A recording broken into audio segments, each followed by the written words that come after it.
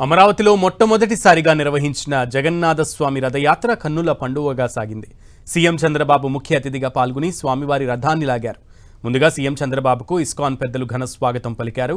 అమరావతికి పూరి జగన్నాథుడు వచ్చారు, లక్ష్మీదేవి వస్తున్నారన్న సీఎం చంద్రబాబు ఇక ఈ ప్రాంతానికి తిరుగుండదని అభిప్రాయం వ్యక్తం చేశారు. దేవతల రాజధాని, ప్రజా రాజధాని అయిన అమరావతి హిందూ ధర్మానికి సాక్ష్యంగా నిలిచిందని కొనియాడారు సీఎం. ఇక ఈ భూమిని ఎవ్వరూ టచ్ చేయలేరని అభివర్ణించారు.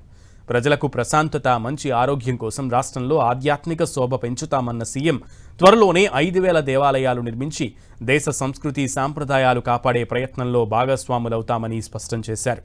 ఈ కార్యక్రమంలో ఇస్కాన్ భాగస్వామ్యం కావాలని కోరారు సీఎం చంద్రబాబు.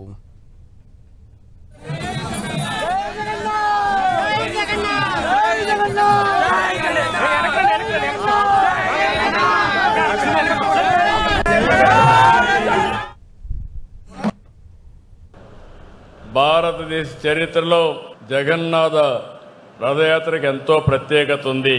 అలాంటి రథయాత్రని మొట్టమొదటిసారిగా మన అమరావతిలో నిర్వహించుకోవడం నాకు చాలా ఆనందంగా ఉంది, చాలా గర్వపడుతున్నా.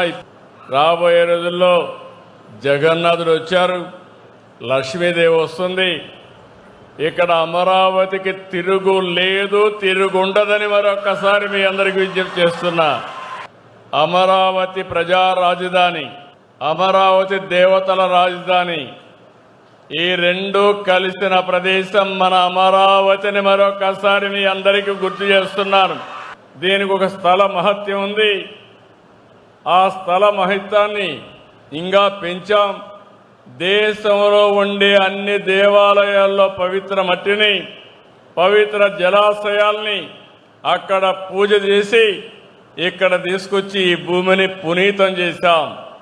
ఎవరు ఈ భూమిని టచ్ చేయలేరు. అమరావతి శాశ్వతం.